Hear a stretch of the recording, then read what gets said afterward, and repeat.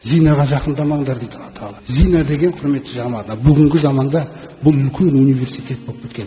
Есіңізде болсын. Масқара дәрежедегі университет та. Бұл сондай университет, интернетте байқаңыздар да, әр нәрсеге қарайтын кезде. Бұл күнәларды, зинаның күнәларын солай дамытып жіберген.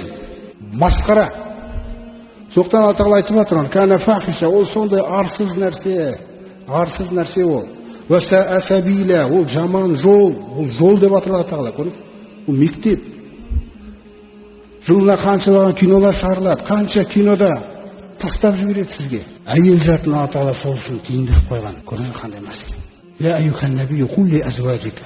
Ей пайғамбар, айтшы жұбайларыңа, ва банатика, қыздарыңа, ва нисаил муъминин, анау муъмин ерлердің барлығының әйелдеріне айтшы. Юднина алейхинна мин жалабибихин. Ана кимешек жаулықтарын үстілерінен бүйтіп киіп, басы ғана қалатындай қараңыз. Төмен қарай, төмен етегіне дейін істірсін.